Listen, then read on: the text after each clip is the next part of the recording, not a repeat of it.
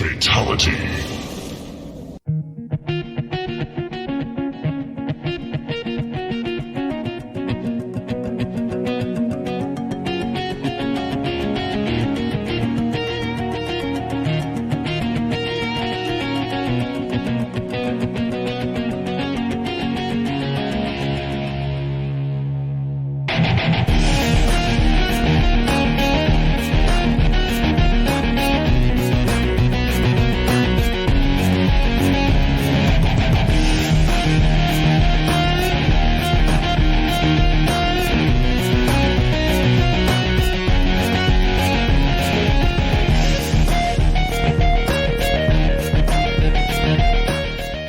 It's Thursday, August 13th, 2020. You're about to go down the rabbit hole with Joe and Brian. I'm Brian. With me, as always, sitting way over there, well beyond the socially accepted 6-foot distance, is my good friend Joe. Joe, how you doing this evening? I'm well, and yourself? I'm doing good. I can't complain. Good. Very good. Yeah. So, as you pointed out, it's been a busy week.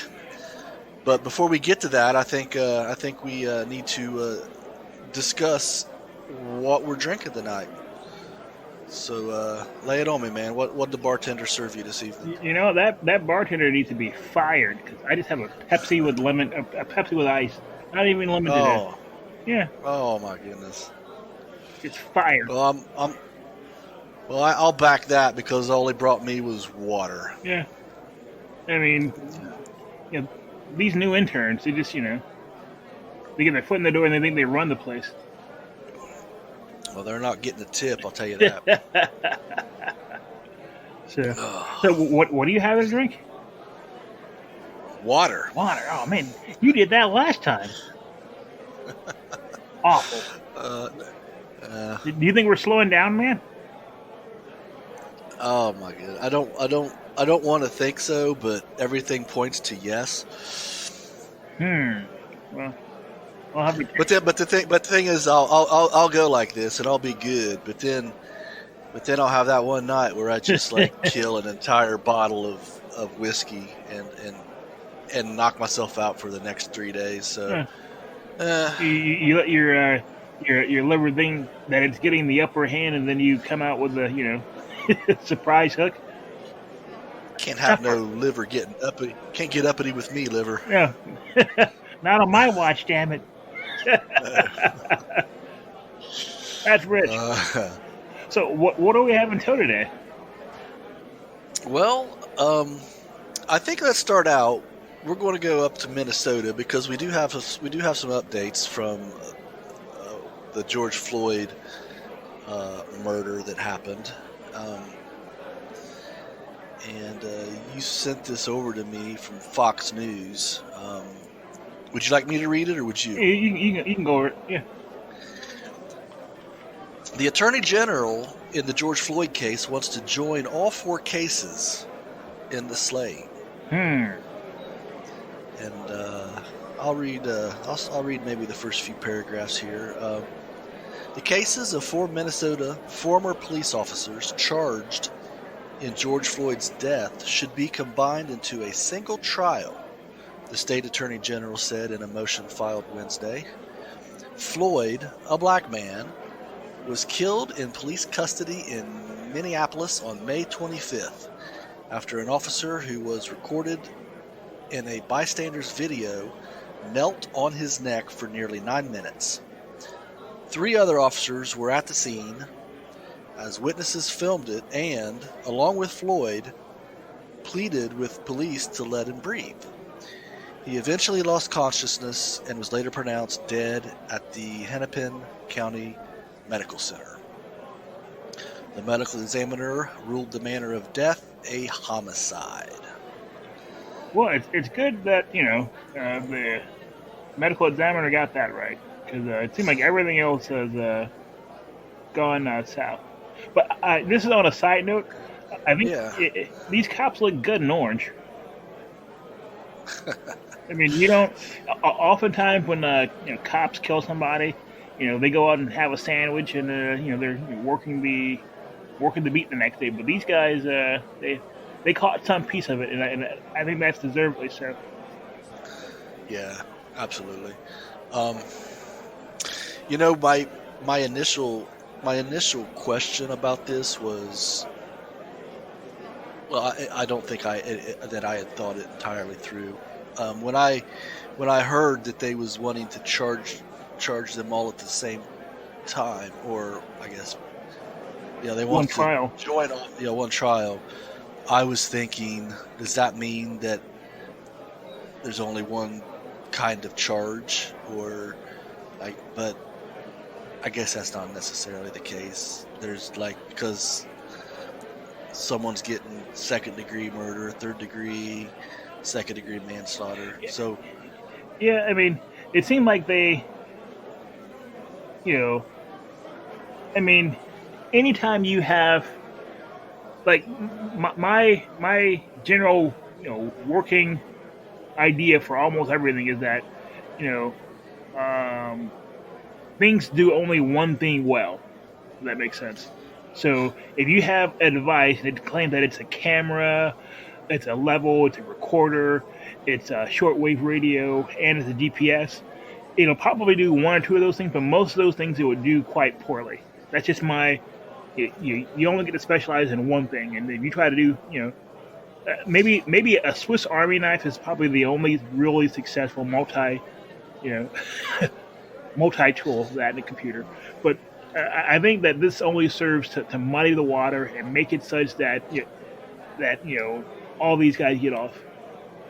well, that's what my question was. Is it they all are acquitted, or they all are convicted, or can it be piecemeal? Can if they try them all together, can half of them be convicted and half of them be acquitted? I'm looking down through here at the rest of this article. I don't see that being addressed. Prosecutors argue that the charges and evidence against the four defendants are similar. The accused men's defenses are not antagonistic to one another, and separate trials would burden the state, the witnesses, and the court, and could result in prejudice among jury pools, according to a memo filed in support of the motion. Yeah, if granted, the motion submitted by Minnesota Attorney General Keith Ellison would save the state time, money, and spare the witnesses and family potential traumatizing effects of having to go through four separate trials. This could, I mean, I don't know. I'm afraid that this is setting the stage, like you said, setting the stage for a really bad outcome. Yeah, I think it's setting the stage for a really bad outcome, and I think, and as things have come out, it seems as if there are varying degrees of culpability for these guys. So, does the Asian guy that was dealing with the crowd, is he as culpable as the guy who had his knee on the back of the neck? Probably not. Is the guy who was saying, "Hey, do we need should we be doing this? Should we be turning him over so he can breathe?" Is he as culpable as the highest ranking cop on the site? Probably not. But yeah, this is likely to be a bad outcome, and Minnesota might burn again.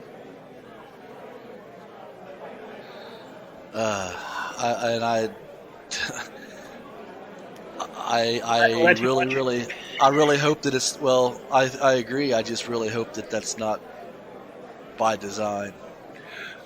Well, I mean, that's the rabbit hole part, by Yes, design, and that goes into that area that I usually try to stay away from, and that is trying to attribute a motive to someone's boneheaded actions. But and in this case, I mean,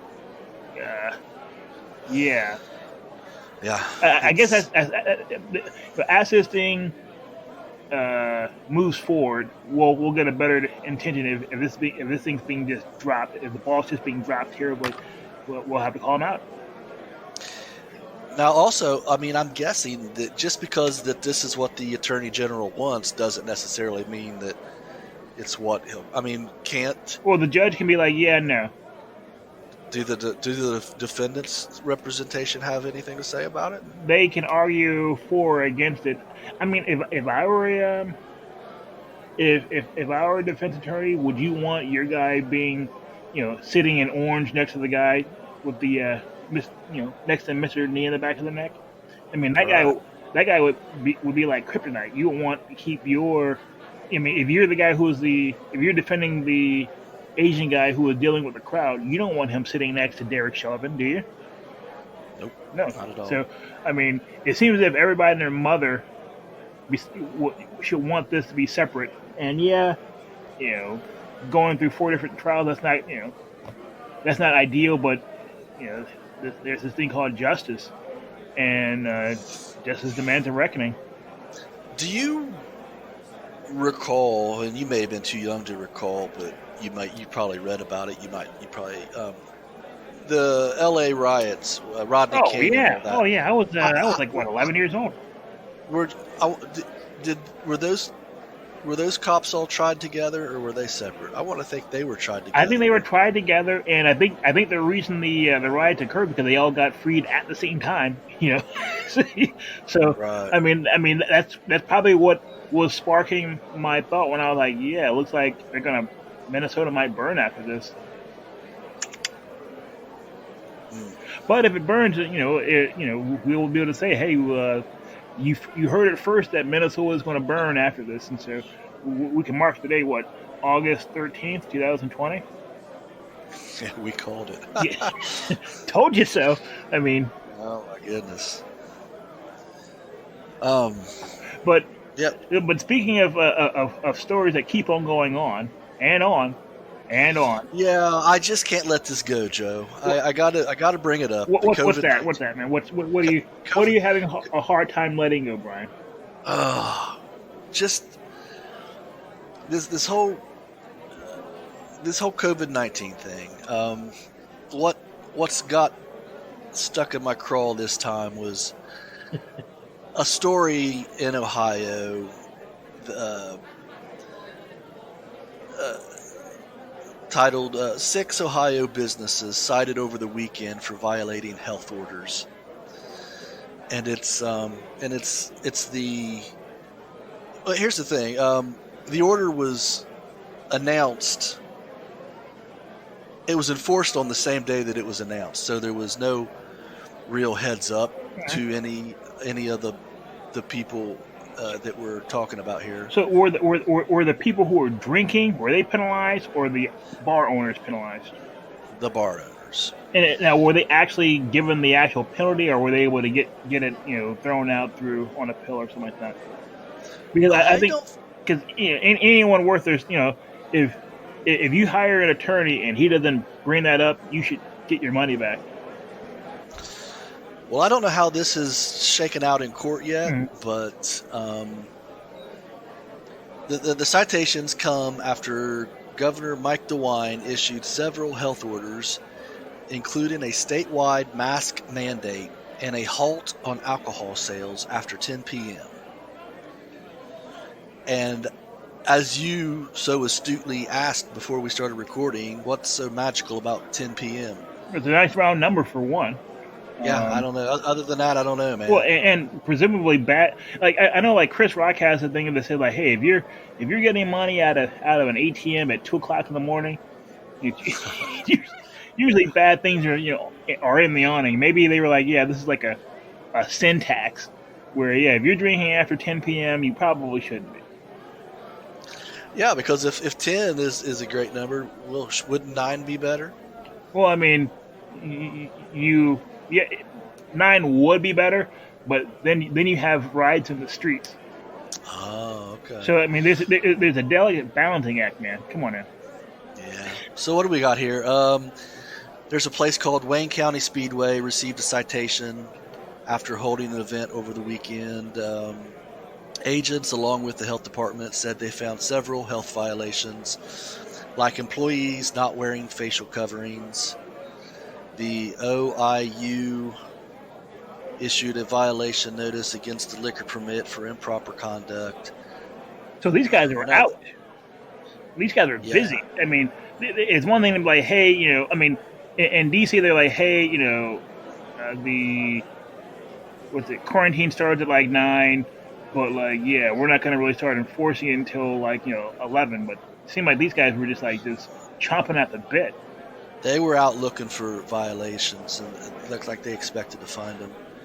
Moose Lodge in Waverly was cited after agents entered the business around 12:30 a.m. and saw customers drinking beer. Sorry, what's the Moose Lodge? Moose Lodge. Sorry, is it the Moose or the Loose? That's Moose. Okay, Moose, well that. Yeah. I'd say, oh, okay. It's like I know what a Moose Lodge is. I couldn't explain it if you asked me to, though. It's just like I don't know if it's I've only been to like a Moose Lodge a couple times, and it was I don't think I had to. Wait, so there's a specific type of thing called a Moose Lodge. This is new learning. Yeah, this is new learning for me. No, it's like every city has a Moose Lodge, and it's just kind of like a club. I guess it's like just a big drinking club. Oh, the VFW. Yeah, something like that. I guess that's what I would equate it to. I think. Hey, I never been to a Moose Lodge. Never. I mean, it sounds like one of those things that I would drive by and be like, oh. Yeah. Well, first of all, they're very unassuming. At least the one I went to. It's not like it's got big neon letters out front. It was like Moose Lodge. Like beer in here. Yeah, it was like on some back streets or whatever. No. I was along for the ride. Yeah, nothing ever shady happens in the back seats after 10 p.m. 10 p.m. Right? Exactly. Yeah. Just making sure. So anyway, this just kind of goes along with my. It's like these. I don't know. It's just like these governors. And it doesn't matter if they're Democrat or Republican. It's like they get this power, and it just goes to their head, and they just start doing the craziest shit, And I don't. All of these, these just seem pointless, and it goes back to the beginning. Governor Whitmer in Michigan, she had some of the craziest rules too. Like you can go to stores, but you can only buy this and you can't buy that, and Brian, I just sense entirely too much independent and critical thinking on your part. Why don't you just do what you're supposed to do and obey? Is that too hard, man? Just do it. Just Nike. I mean. Yeah. I and the funny thing is, and I can admit this, is I have voluntarily for probably almost a decade now lived a COVID-19 lifestyle.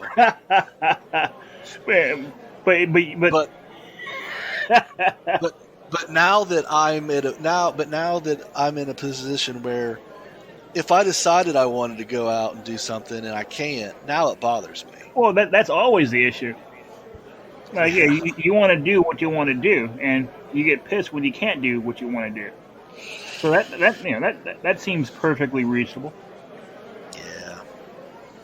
But hopefully this whole thing will blow over soon, because our good friends in a faraway land have a solution. Really? Yeah. I mean, well, that's good, because we need a solution. Brought to you by your friendly Russians. No, not the Russians. Yes, those Russians. It's funny. It's funny because it seemed like back in the 50s, like the Democrats and the Russians were like and now the Democrats and the Russians are not. Yeah, I had noticed that as well. It's weird how things have changed but Well, over the years. but according to CNN, Russian President Vladimir Putin announced approval for a coronavirus vaccine uh, use. Sorry, coronavirus vaccine for use on Tuesday, claiming it as a world first amid the continued concern and unanswered questions over its safety and effectiveness. A vaccine against coronavirus has been registered for the first time in the world this morning, Putin said on state TV. I know it works quite effectively, and it forms stable immunity. Putin added that one of his daughters has already taken it. He said she had had a slightly raised temperature after each dose, but now she feels well. Well, I was going to say, Putin, put your money where your mouth is. Oh yeah, But I guess yeah, put your money where your daughter's mouth is. I guess. yeah, he saw you and raised his daughter. Yeah, it is. Well, I mean, but could you? I mean, you gotta love this. Okay, That's a bold move. yeah, that's ballsy. There's cojones. I mean, you see the pictures of him riding around on a horse without a shirt. That's some stuff that a guy that rides around on a horse without a shirt would do. He uses his daughter, his beloved daughter, as a test experiment. Could you imagine any American, President Barack Obama, George W. Bush, Bill Clinton, Donald Trump? Like, can you imagine like Donald Trump coming out tomorrow and be like, "Yeah, we've got a vaccine, and I'm going to shoot up Barron with it." He's already fucked up. No, No. I didn't say that. I didn't say The that. thing is like, have you noticed how low profile his kid is? I mean, he's like the Yeah. incognito kid. Like for little Sasha and Malia, they were like, they were always just around. But this Baron kid, he's like taller than his dad, but you never really see him. It's weird. I was watching a video of the I think it was the inauguration. But anyway, he was standing there, and the kid just looked like he would have rather been anywhere else. But Well, yeah. I mean, it seems cool from the point of view of a person whose dad isn't the president, but you just imagine being that kid, like, oh, you know what? Instead of hanging out with my friends, or like, imagine all the crap you used to do between, let's say, hello, can you hear me? I'd be pissed off, Oh, yeah. man. So like, for that adventure that you used to have, imagine having armed federal agents tagging along with you. This would be like a real, downer. Yeah, when you think of when you put it like that, I thought about my childhood and the things I did, and I would have a chip on my shoulder if I couldn't do the stuff that I did as a child. Now I understand that we're different lives and whatnot, but The crazy thing is, kids are still kids, man. the crazy thing now is that you said you would have had a chip on your shoulder. These kids probably actually have chips in them. They have chips in their shoulder. Once again, taking it to a whole new level, like a whole new level of realness. But Dad. yeah. Sorry, son. Yeah, fun has been canceled forever. Oh, How do we get? tired of it. Speaking of being tired, Mm. do you think you might be experiencing pandemic fatigue? I think that's a perfect description of what I'm experiencing. Okay. So, have you experienced any increased irritability? Oh yeah. Any suffering of anxiety? Um, I, in my own way, I'd say yes. Is we're 2-0? Yeah, Feeling tense? yeah. Okay. Insomnia or oversleeping? Now that is, that is huge. Yes, Really? oh yeah, dude. I am I'm up. I'm awake every hour and a half all night long, and until it's time to wake up in the morning, and then I can't get my ass out of bed. It's That's the worst, man. and It's like a double whammy. yeah, and that's, I mean, that's, isn't that what you just said? Even it was like heart trouble sleeping, and then getting too much sleep, and Insomnia and oversleeping. yeah. I'll say I've got that one. The insomnia, like you've actually gotten texts from me like what 3-4 o'clock in the morning. Why? And I've replied. Yeah, and I'm like, because I'm awake too. I'm like, damn it, Brian, why are you up? Oh, why am I up? Yeah, exactly. Let's see here. Eating too much or too little? Yeah, I'm on the eating too much. I got some COVID-19 weight that I am desperately trying to get rid of. Yo, man. Like I'm on the other side, eating too little. I probably eat 2 meals tops a day and a snack. Sure. And let's see here, lack of motivation. Yeah. Same here. Experience reduced productivity. Unfortunately, yes. Same here. Losing focus and concentration. Yeah, I don't want to. I've said yes to every one of these so far. I don't want. I don't. What you like? 5-0, 6-0. I'm starting to feel kind of ashamed. I mean, hey, what's there to be ashamed about? I mean, yeah, of the things that we could list that we both have to be ashamed of, this stuff isn't on there. What? That's a great point. Let's see here, and last one, and I'm sure this one you won't recognize. Having social withdrawal. Yeah, I withdrew from society a long time ago. You're like, who needed COVID for that? Yeah. Well, I mean, hey, I don't want to come down on you too hard for the whole withdrawal piece, but because a good portion of people out there are trash. So, is this a diagnosable thing now? Not yet. Give it a year or so.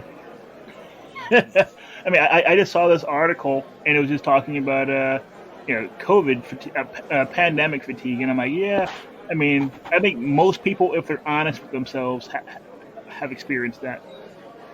And let me see if I can find out where it. Okay, let's see here. Techniques to help cope with quarantine fatigue. Many people initially enjoyed the break from their routine work schedules, but after months of quarantine, the appeal is lost, as feelings of enjoyment turn into ones of helplessness. For those afflicted, it begins to feel as if the pandemic will never end. If you think you're suffering the effects of quarantine fatigue, try the following technique to help combat these feelings. Ready? Hit me. Practice relaxation techniques such as meditation, yoga, walks in nature, or anything else that gives you a sense of calmness and happiness. Achieving mindlessness is a great coping technique. And I will say that I've been doing a lot of that. I've been doing a lot of walking. Since about July 14th or 15th, I've been walking almost every day, about at the very least an hour a day. So much so to the point that I've lost about 18 pounds. Wow, good for you, man. Oh yeah, that was fat. I mean, I saw a picture of myself. No, I didn't see a picture of myself. I went to a doctor's appointment back in like February, and you know how the very first thing they do, they put you on a scale, right? And I tipped it at like some large, terrible number. I mean, just it was bad. And you ever see something like that, and you're like, oh man, no one. I kind of used to judge fat people for being fat, but not really. But it's how do you get so fat? And the thing is, it kind of creeps up on you. You don't wake up like, oh my goodness. You don't see it coming. You just wake up and you are. And so. Yeah. it's a sneaky bastard that Yeah, way. yeah. And I saw myself. I'm like, oh man, I'm a little puffy, and so um, yeah. Then I think I must have saw something that said, people die when they're fat, and I'm like, I'm I was beginning to push 300 pounds, and for some reason, 300 pounds and Joe Hyde did not go together. So there you have it. Wow. Let's see here. If anxiety increases, try to focus on deep breathing exercises as a form of relief. Focus on positivity and ways that bring you joy. Try watching comedy movies, reading uplifting books, or listening to fun podcasts and your favorite music. Well, we know a little something about a fun podcast. I think so. Yeah, yeah. Next one, take breaks during the workday. Make a concerted effort to get outdoors for a few minutes every day for a brisk walk. And even if the heat is too much, try doing stretches on the living room floor to relieve tension. Reimagine your workspace. Give yourself separation between work and leisure by fixing up your home in ways you have always wanted to. Let's see here. Reach out to colleagues. We're all in this together. Make the effort to connect with others. Um, let's see here. Any of those sound like they might be helpful at all? Well, yeah, I was going to say, I do when I think to do it, I do like I don't know what to call it, like controlled breathing, Mhm. or I just pay attention to my breathing. Like deep breathing, or Yeah, yeah. And so when I think to do it, I do that, and it does. I usually do it when I'm going to bed, and it puts me out. It puts me out quick. But yeah, is your mind always racing? well, my problem is, and I know. See, I know some of my problems. Like I go to bed listening to a podcast or something. I don't know. It doesn't even matter what it is. It's just I've always my entire life I've needed some kind of a noise, either a fan blowing or lately it's podcasts. But I've always needed just some kind of noise to go to sleep. But now it's like these podcasts. I'll go to sleep, and then if I wake up, when I wake up every hour and a half, like I said before, I'll put the podcast back on and do it again. And if I just need to kick that habit. Yeah, you're. Uh, Sorry, you saying?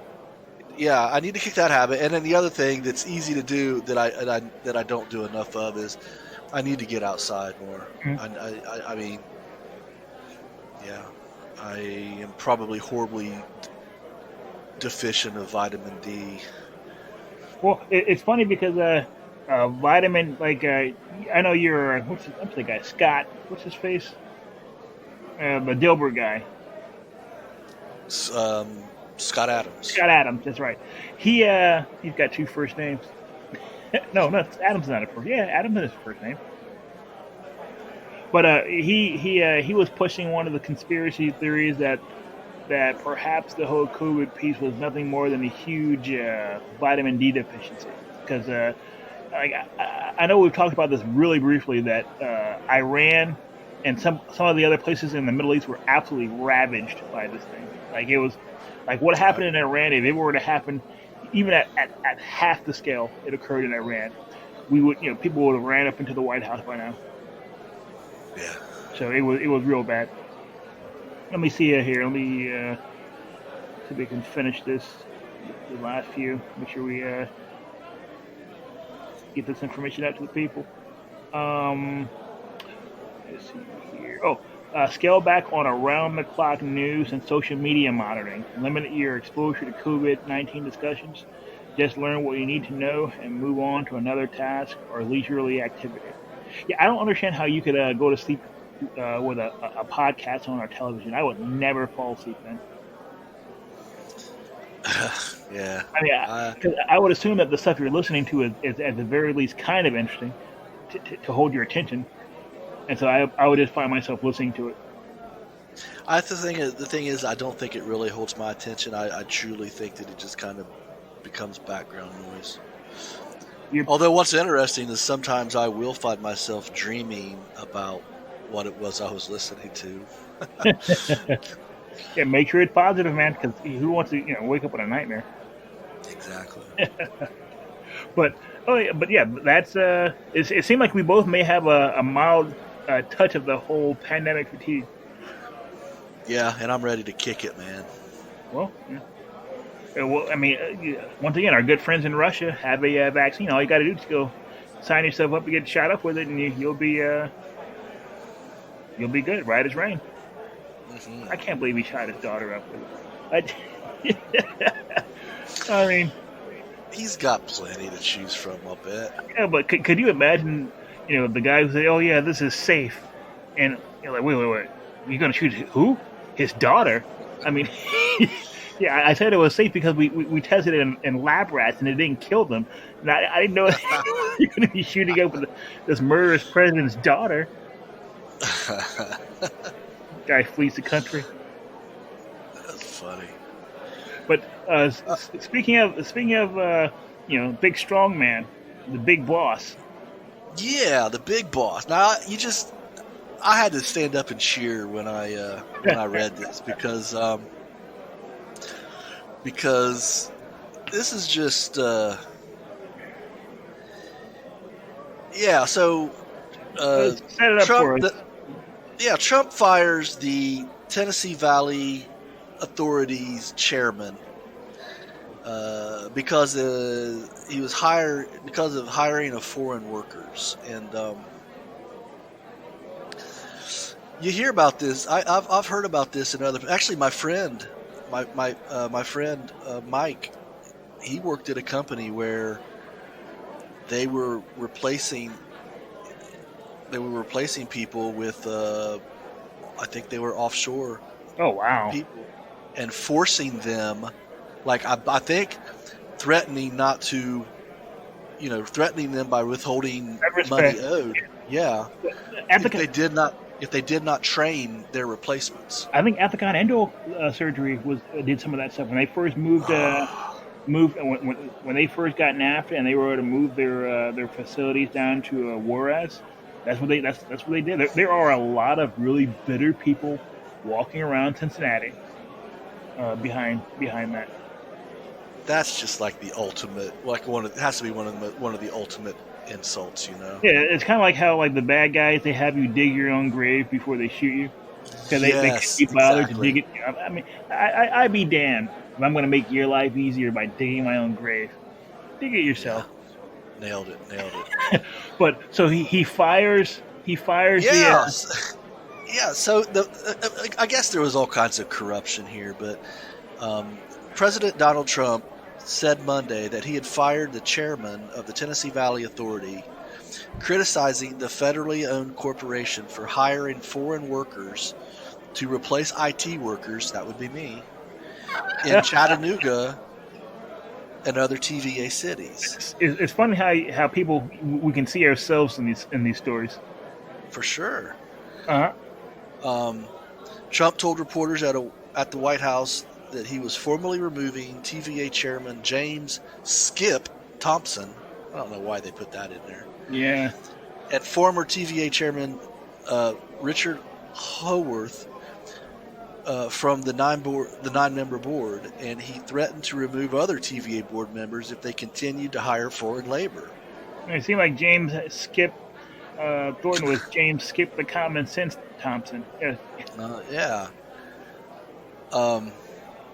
Trump, who previously denounced an $8.1 million compensation package given to Lyash as ridiculous, also called upon the TVA board to replace Lyash and immediately hire a new chief executive officer who puts the interest of Americans first. Can you? I'd be interested in seeing being a fly on the wall when they were sitting around thinking like, okay, like, so we have these workers, these American workers, they cost too damn much, and we just can't take this cost anymore. So we're going to bring in some folks from India. Like, if you're working for a guy who ran on Make America Great Again, how how do you ever actually get to the point where you're actually going through with that plan? Yeah. I guess I just got to think that people who find themselves, they kind of build this bubble around themselves that they live in, and it kind of becomes their own little fiefdom. And It's kind of like I those don't know. governors. Yeah. I mean, because in the age of Trump, who could have possibly thought? Someone had to have tipped Trump off to this. I mean, because Trump's got all kinds of shit on his plate, Oh, yeah. and he probably thought that he could he wouldn't be noticed. But someone must have brought it to Trump's attention because And this is one of those things where Trump was likely to have a ready-made solution in hand. yeah. Like, I know what to do with this. You're fired. Oh yeah, this was made perfectly for Trump. He had a TV show where he did that for how many years? Yeah, exactly. so good on him. I don't know if that was reported widely or not, but that was. I had to kind of cheer. That because What? fuck that's just dirty. That's just dirty business, and they needed to be held accountable. Yeah, it's one of those things where, I mean, well, the thing is like, do we know if the good guys actually won? Because, like, did the guys get their jobs back? And how long ago was this firing? I mean, if they were fired last year and those guys are, now working at Home Depot, I don't see it in this article, but I could have swore that I read somewhere that yes, they did get their jobs back. all right, so I mean, these guys never actually hit the whole unemployment line and all that, drudgery and humiliation. They, really. So, what state were these people in? Oh, in Tennessee. Well, Tennessee. Yeah. Well, I mean, that was, they were always voting for Trump anyway. So, like, I'm not sure if he really earned himself. Yeah, he earned himself. He earned himself some goodwill. I mean, there's no universe where Tennessee goes for Biden and what's her face.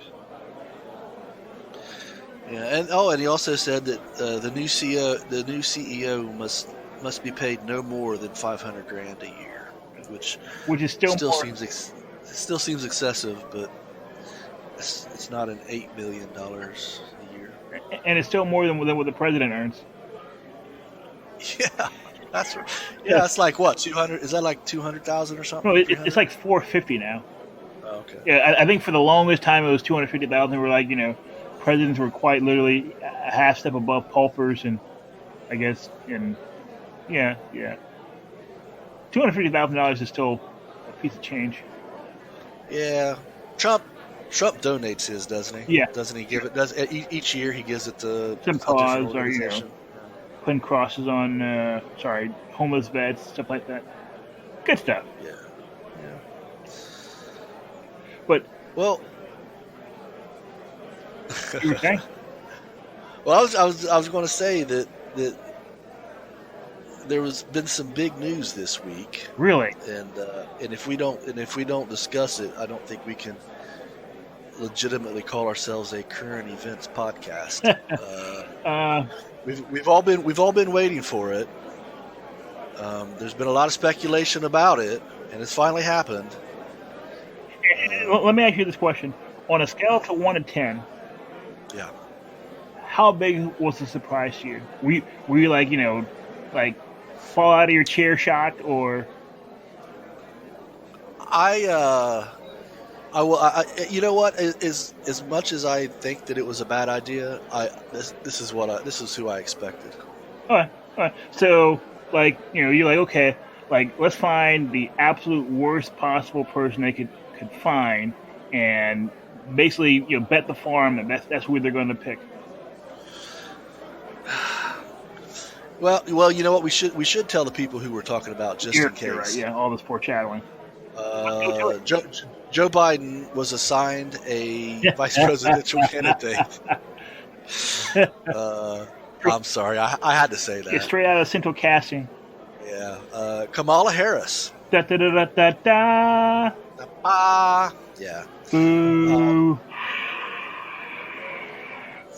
It's a perplexing choice. So, does Kamala Harris person. I was going to call her a chick. What do we know about her? Well, we she comes from a police background, a very strict police background, or not strict. I don't think strict is the word. You said it. You worded it. You phrased it really well, and I don't want to butcher how you said it. If I said it. No, you said that Biden was the architect of. Oh, yeah, And she was the enforcer or yeah. something. The architect and the enforcer of the prison industrial state Yeah. got together and decided to run for president. And a further step back, what we know about Kamala Harris, American senator from the state of California. Her mother is from India. Her father is from Jamaica. She is basically her family is from the upper crust of where they're from. So apparently her grandfather was the equivalent of the Secretary of State for India, and her father was a Stanford professor of economics. So, and her mother was a PhD from Berkeley. So these people were, elite is what do you call these people? Very elite. I hate to say this, but I mean, this was my thoughts about Obama too. She has absolutely nothing in common with the plight of your average, everyday black person in America, or your average everyday white person. I mean, it almost doesn't matter what color you are at this level. When your grandfather was the Secretary of State of a major nation, a country that has over 1 billion people in it, that's your elite street cred, so to speak. Yeah, but when Biden announces that his vice president is going to be a black woman, he's pandering both to women and to the black population. Well, no, now mind you, and this is, and we've talked about this. He didn't say it was going to be a black woman, and I think you know what he said. He said it's going to be a woman of color. Oh my! We've heard that phrase before, right? Yeah, we have. Uh-huh. He stayed true to that. And it's funny because when you think of the other people he was looking at, what's her face, Miss Rice from the. There was Susan Rice. Another person by the name, I think she was Val Demings. Okay. And I think she actually was a cop. She literally was a police officer from like Georgia. He was looking at Tammy Duckworth. She was I think she was a war hero. I think she left a good portion of her body on the battlefield. Wow. Yeah, it's one of those things where she's for the cause, as evidenced by how she suffered. And then he was also looking at the former governor of Michigan, but that was just a bad idea from the word jump. Do you think Stacey Abrams was ever a real possibility? Only in her mind. There's no way. I mean, I don't understand why all these losing politicians. Well, I mean, hell, my goodness, like both Joe and and we talked about this earlier. The way that Joe Biden got the nomination, which was shady. I mean, he was a losing politician until he won everything, and then he picked another losing politician, the person who can't even win her own state, to run as his vice president. And so, yeah, that's. Yep, and as you pointed out before the show, I think she brings nothing to the table electorally. California was going to go his way regardless. Yes, and this is and this is something insidious and terrible about her personally, like, her as a person. So when she first decided to run for president, when she made her announcement where? At her alma mater. Her alma mater was Howard University, a historically black university. And if I recall correctly, I think she may have made the announcement on MLK's birthday too. So she either made it on MLK's birthday or the very first day of Black History Month. And so you literally have a picture of her at Howard with a Howard podium, saying, "Hey, I'm from Howard," signaling, "Hey, I'm black." That's, I mean, you've heard of what is it called again? Virtue signaling. Total virtue signaling. Yeah. And but when you unpack her career, what you find is that she and might you consider cutting in maybe one or two of the most salient clips that we had? Yeah.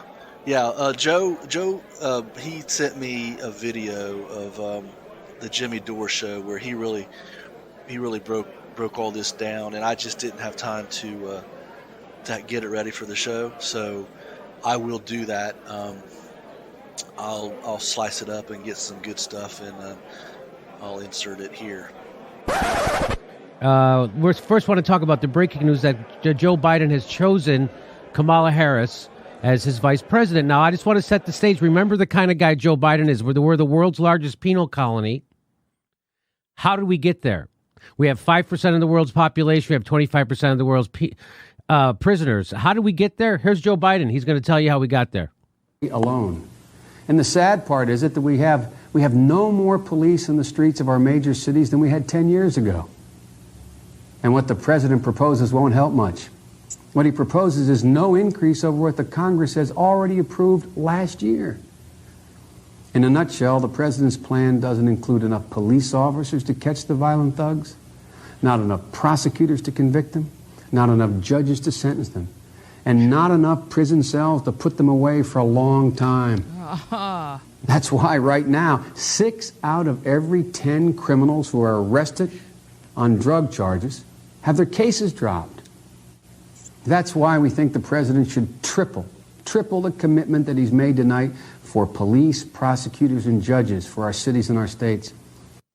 So that's how we got there. Guys like Joe Biden, right, in the crime bill, saying stuff like that, wanting to, build more prisons. So what he's saying, more prisons, more cops, more prosecutors, more prisons. That was his. And so then Kamala Harris comes along and says this.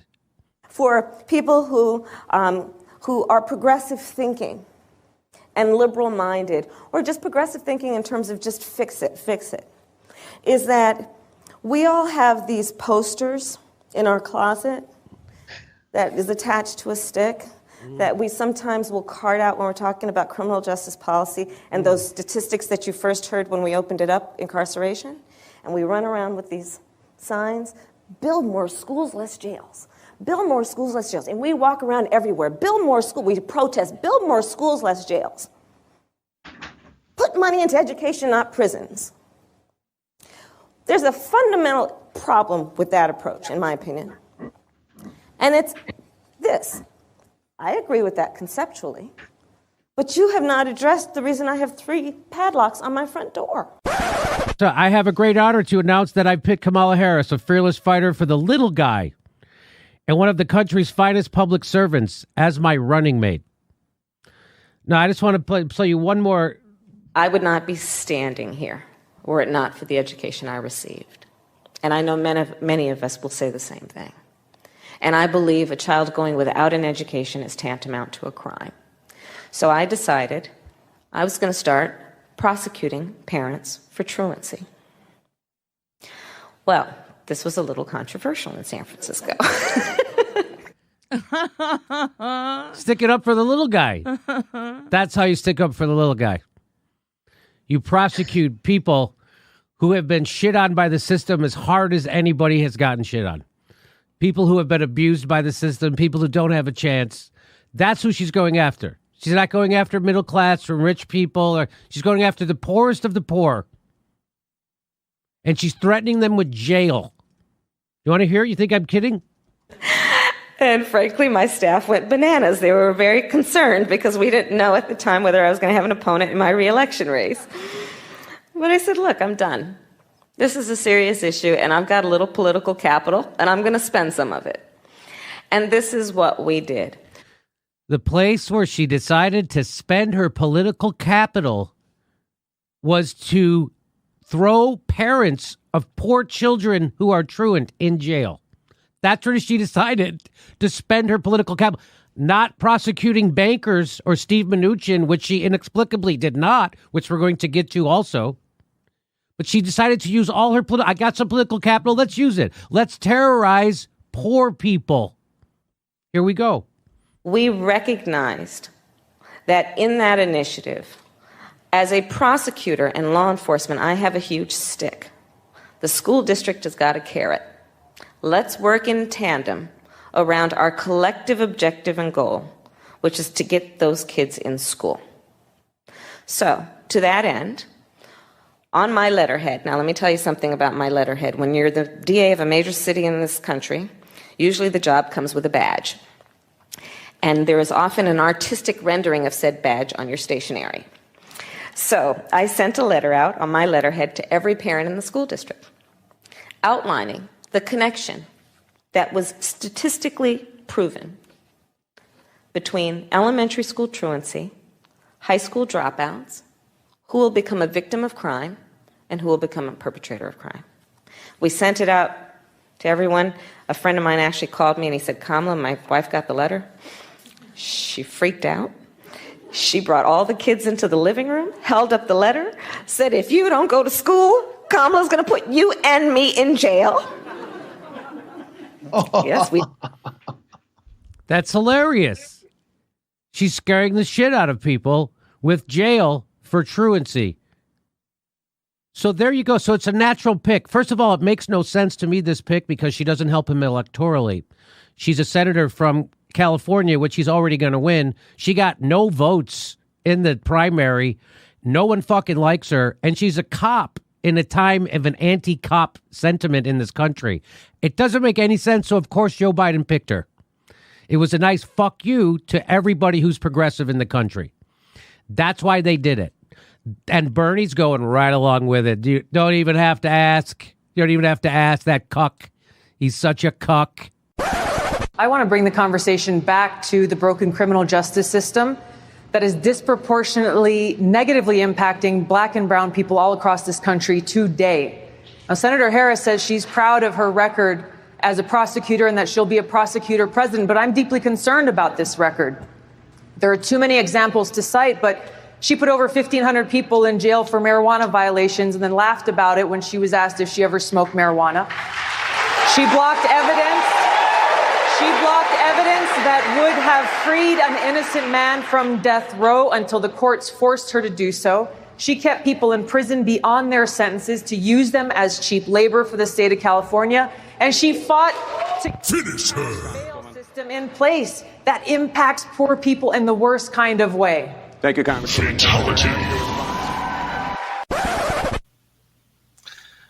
All right, Joe. So let's assume that we just heard a bunch of interesting clips about Kamala Harris and her being chosen as the VP. Her adventures and misadventures of, I think, as they described it in the clips of trouncing the little guy and pretty much running cover for the powerful and elite. Yeah, I don't know whether I will have included this in the clips, but I've heard that she's done like just things like she had done something where she sent like a bunch of people to jail for pot violations and joked about smoking pot and and that's why I say, like, they are likely to come together and join forces and run the most tone deaf, losing presidential candidate campaign of the century. I mean, I think that after the ass kicking, I mean, the thing is that if they were going against like regular Republicans, they might have a fighting chance, but they're not going against regular Republicans. They're going against Donald J. Trump, a guy who he's known for being able to pick people like this apart. I mean, I think it's going to be a bloodbath for those guys. And I feel sorry for people who, I mean, like the people who are banking everything on Clinton winning. I feel sorry for those guys. But the fact that you're right, she went on, she like locked up a whole bunch of people for use and possession of pot, then goes on a radio show and jokes about having used and smoked pot. Only from there to have her own father write a letter to like the New York Times or something like that, where he rebukes her and the use of I think he said something to the effect that like she his mother and father will be turning in their graves if if they heard. It's like I mean, just how does he really feel about the matter? But yeah, so I mean, I also heard a thing.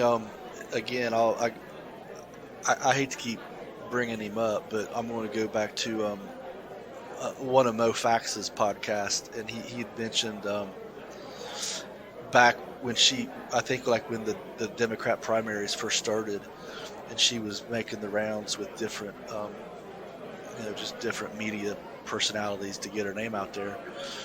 I guess she refused. Well, she didn't. She was asked point blank if she would support reparations. Oh yeah. For ADOS only. And what was her response? An unequivocal no. It wasn't just an unequivocal. It would be one thing if she said, "Oh, Senator Kamala Harris, you support reparations." If she just said no, that would be one thing. But she didn't say that. She said, like, "What? Do you think I'm just going to do something for black people alone?" No.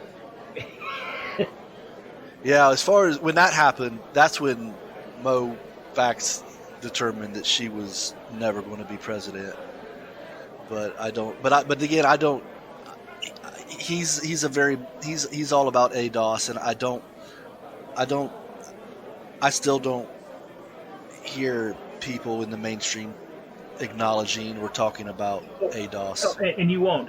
And it's funny because so many of the things, a lot of things are going to come out about Kamala Harris that haven't come out as of yet.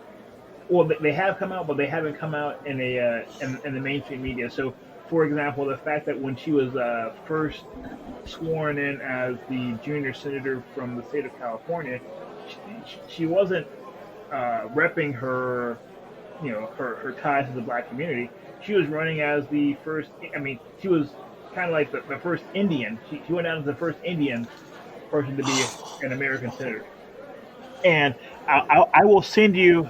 I looked up the headline before the show just to make sure it wasn't something like that was just to make sure that it wasn't fake news.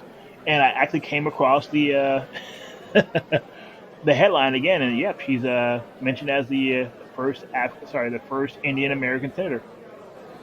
Wow.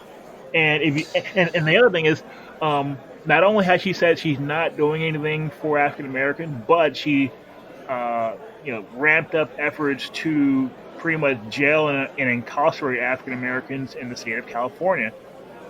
What's more, and once again, she said that I'm not doing anything specifically for African Americans, but she was quite active in trying to basically lift the cap of people who would come into this country and do the H-5N1 visas. So those tech workers that you were referring to, yeah, she was like, "Hey, why is there a cap on this? As many people as companies desire should be able to come over here and get those types of jobs." And so she not only is an enemy of I don't want to say enemy. she not only doesn't look out for African Americans, but she's also trying to throw the American tech worker under the bus as well. How do you feel about that, Mr. Newman?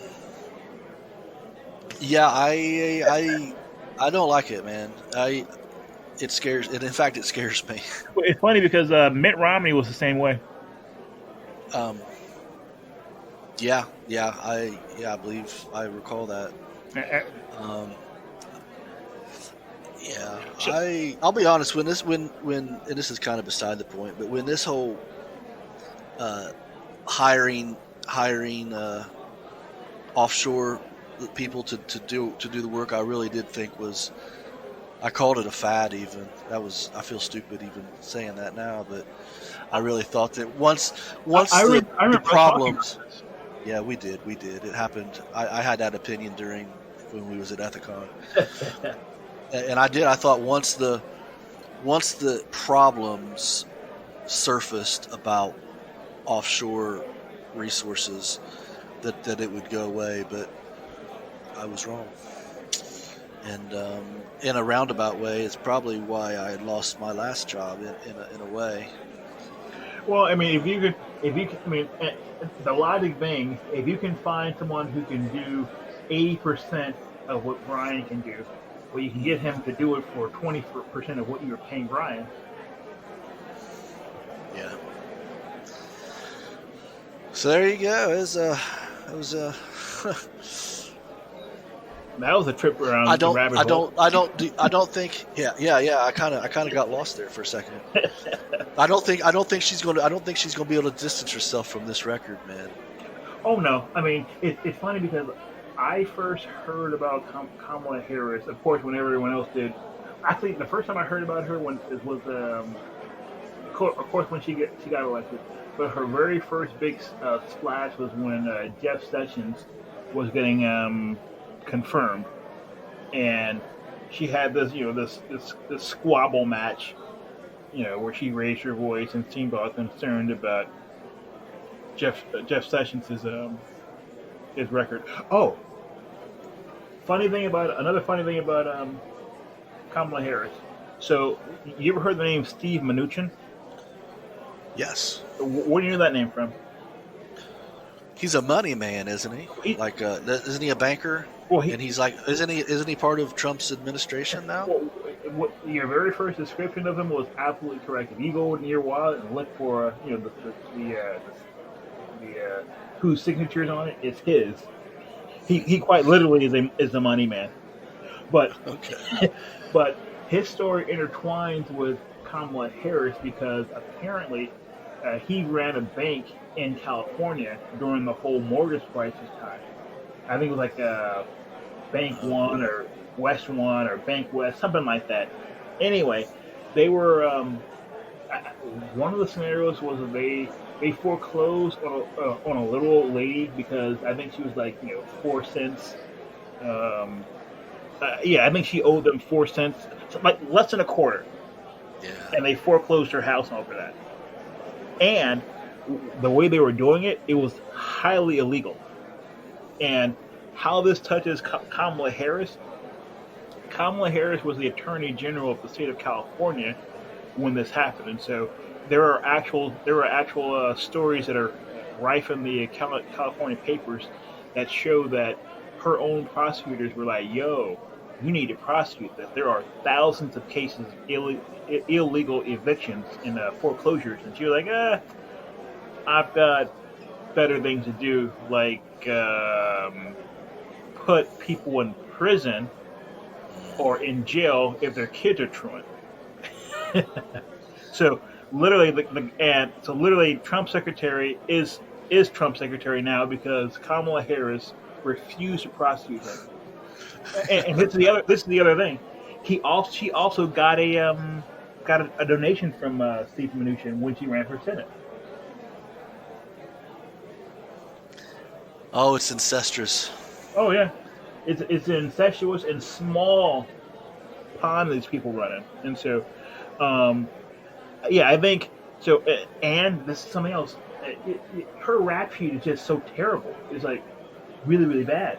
I'm sure you've heard about this as well. So, apparently, California has these problems that occur quite regularly with wildfires. Okay, and, and instead of going out and hiring people and training them, like any normal employer would, what the state of California would do is that it would take people who were nonviolent people in jail, nonviolent and criminal offenders in jail, and it would basically take these people and have them fight the fires for about $1 a day. Oh, If are you serious? serious as a heart attack, and when the state of when the California court said, "Hey, you're keeping these people past their past the time for which they should have been released, past their sentence," and basically try to order the state of California to release them. Kamala Harris's office argued that if they were to release these people, these non-violent folks, that the state of California will lose a valuable source of free labor. So quite literally, state-sanctioned slave labor in the 20th century. Thank you, Kamala Harris. Dude, I didn't think that it was possible for me to like her any less, but you've come through and now she's almost like a super villain, Yeah. like out of a comic book, a super, like, it just this is horrible. Yeah, put an E across her chest for evil, and this is the other thing. How I knew she was in trouble. Okay, so I used to work with a girl at the company I used to work for, and this girl was an AKA, Alpha Kappa Alpha. That's the name of the sorority that Kamala Harris is in. And if you know anything about fraternities and sororities, they typically are thick ass thieves. So Right. if you're an AKA and she's an AKA, you're gonna roll with her because you guys roll together. That's how you roll. I remember asking this person point blank, I'm like, hey, hey, I see that your fellow soror, Kamala Harris, is running for president. What do you think about that? And the fact that she had a moment of pause and she was like, yeah, she's a soror and all, but she's got too much dirt on her head, basically what she said. And when I heard that, I thought to myself, okay, yeah, this is she's not going anywhere fast with her attempt to be the president of the United States. So. And yeah, I'm sorry, I feel like I'm talking way too much.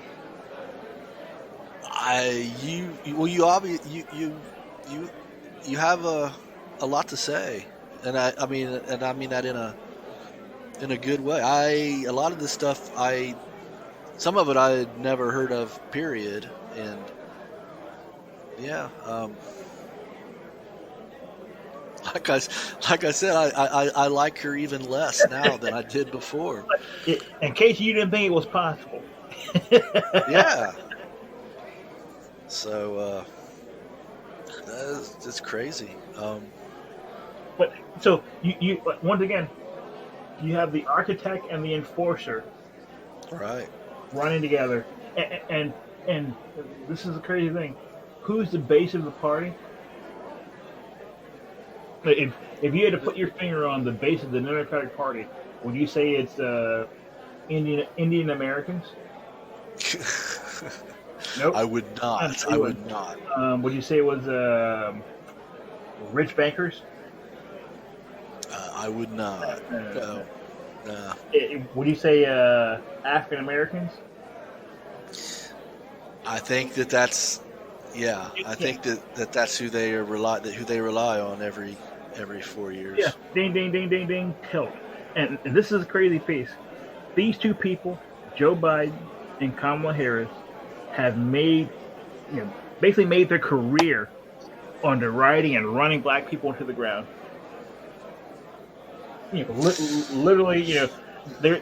And if you're able to, there's a clip on the Tommy Dore show where it has a much younger, spry, more cocky, confident Joe Biden talking about what needs to be done, and he quite literally says, "Hey, we need to build more prisons, get more cops, and get more prosecutors and judges to throw these folks in jail." And now he's relying on these same people to get him in the White House? Well, let me ask you the big question then, Joe. The $64,000 question. I know you're not going to vote for Trump, but what are you just going to stay home? Are you just not going to vote this year? I'm going to vote down ballot. I'm not going to. I'm going to not vote for the evil pair, and I'm not going to vote for the other guy. I'm just going to vote for the local positions that I think are important. But you know what this whole thing tells me, and it tells me that God has a terribly wry sense of humor. I mean, you couldn't think of a more poetic, ironic situation to be in than being Joe Biden and Kamala Harris, the people who desperately need black people to be excited and show up for them. And that's just not going to happen in no way, shape, or form at all. Zero. I actually predict that the turnout for African Americans is going to be lower than it was for Hillary Clinton, thus cementing an electoral defeat for those two, barring something else crazy doesn't happen. Oh shit, Joe! And this is 2020, the year of crazy shit happening, man. I mean, I'm actually kind of afraid for us to. I mean, I was like, maybe we should stop talking about that, how things are so crazy because yeah. You ain't seen nothing yet. No, you haven't, and it's only going to get worse. Damn. Good times.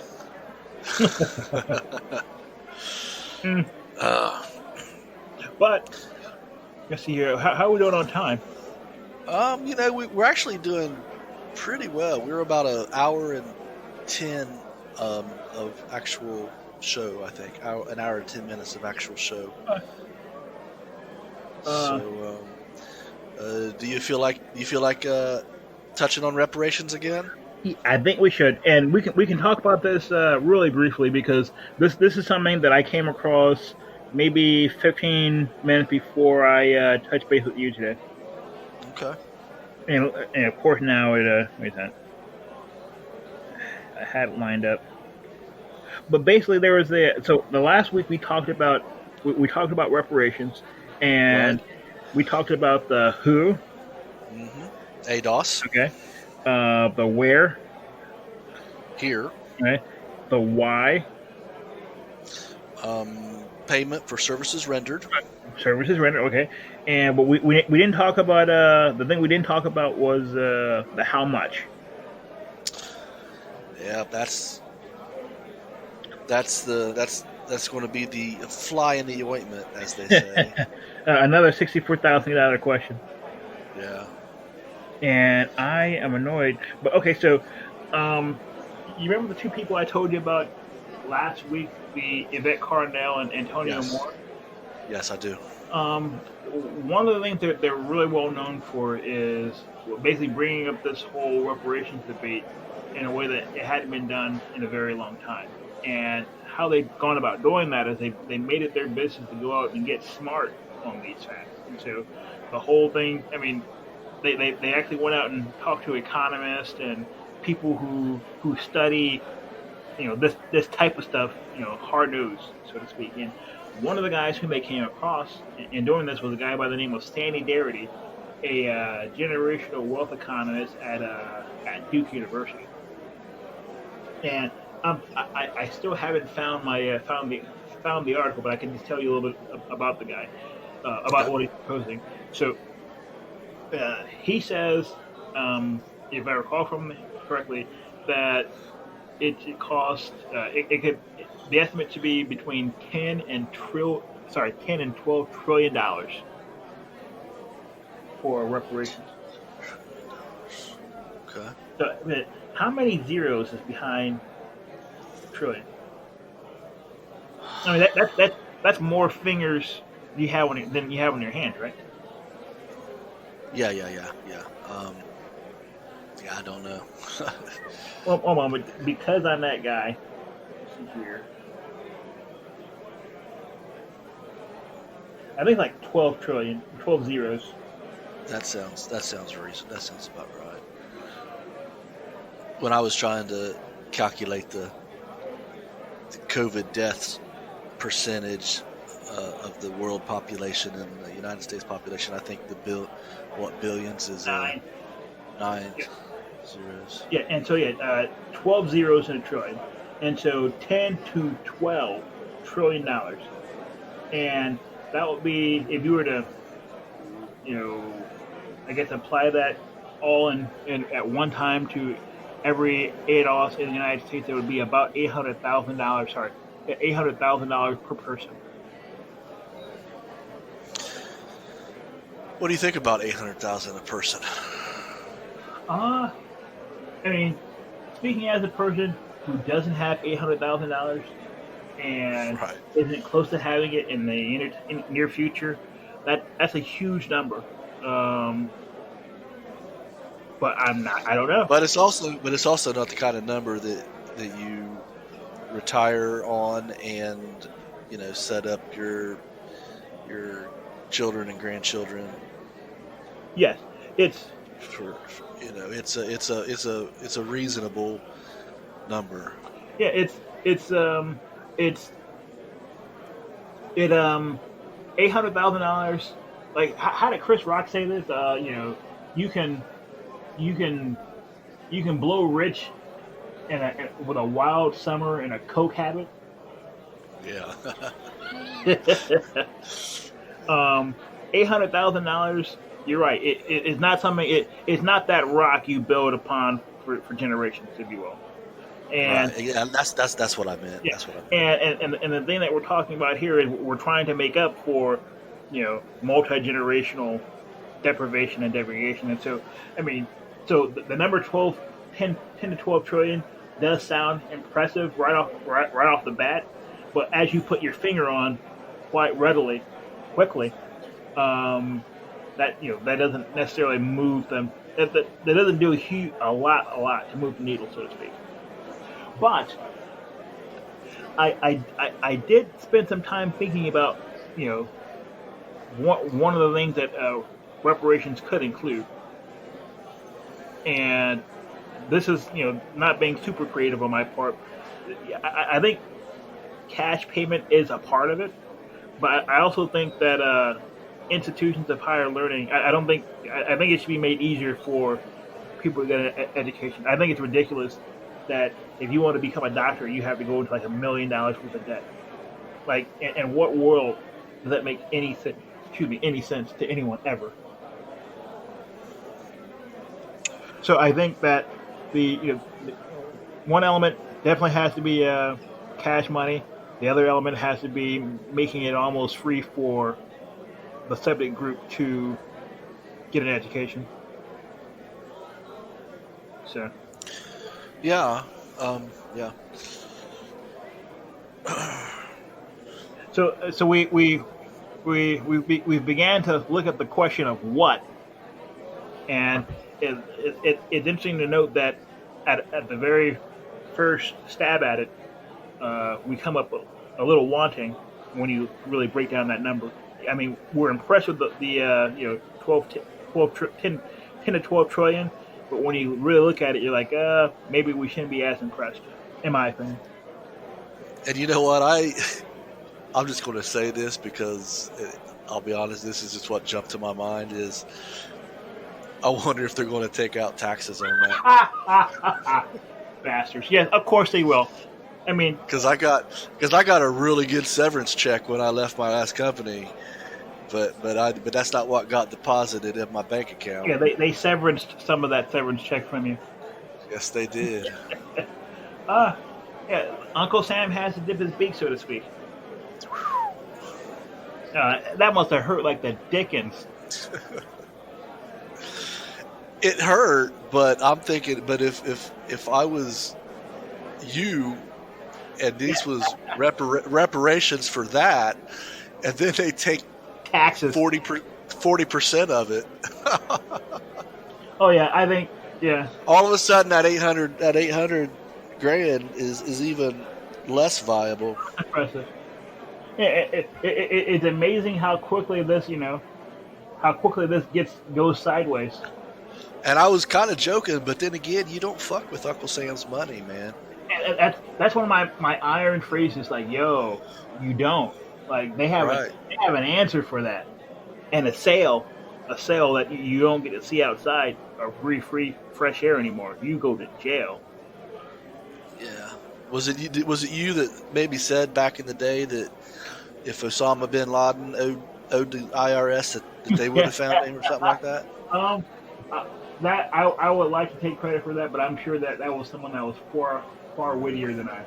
But yeah, the IRS would not have needed 3-4 years to find out Osama. They would have had his number. Yeah. CIA guys, we're all impressed with those guys. Mm-hmm. That's funny. Say, I think we only have we had one other story on QAnon. But as I think about that story, I need to get smarter on it. Yeah, I'm with you. I don't really have a whole lot to say about it either. So I think we can postpone that for another day. But there was a story I thought was interesting. Well, two things occurred. Okay, and this is maybe a little foreshadowing because I originally wanted to do Trump versus the deep state.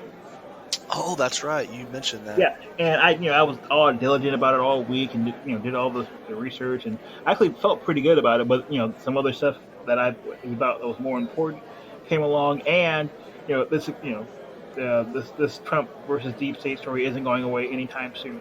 But no. In that vein, I heard two stories that I thought was very odd.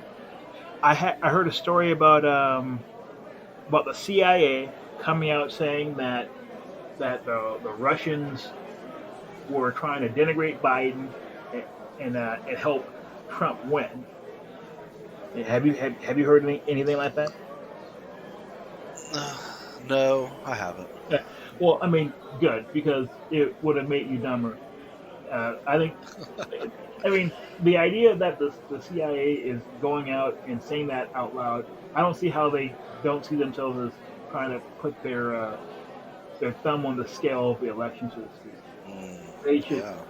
I mean, that seems to me that they are playing in a pool that they should never be in. You never want the intelligence apparatus to be seen to be influencing an election of a domestic election. Sorry, foreign elections, yeah, sure, but a domestic election, never. Right. And the other thing, that's one thing. The other thing that I thought was funny was there was a story from The Hill. Pentagon dismisses talk about military involving itself in election disputes. So apparently, a couple of generals wrote an op-ed stating that if Trump loses in 2020, which I think he will not, that he should he refuse to leave the office, that the military should jump in and boot him out. Have you seen that at all? I've not seen that particular, but I think we mentioned last week or the week before that every year that's the opposite. The opposition party is always says that about the person in office. He won't go. He won't go. Like I said, they thought Obama was never going to leave. That he would somehow find a third term somewhere in the Constitution, and now they're saying is about Trump and for whatever. I know that Trump has said some stupid shit, but if anything, he's just trolling. If he loses the election, and he'll turn over power just like every other president has. If we get to the point where we don't do that, then we truly are lost. Well, and the crazy thing is that you're right. We did talk about this last weekend where we talked about the opposite party saying this. This is these are military people. Well, these are generals.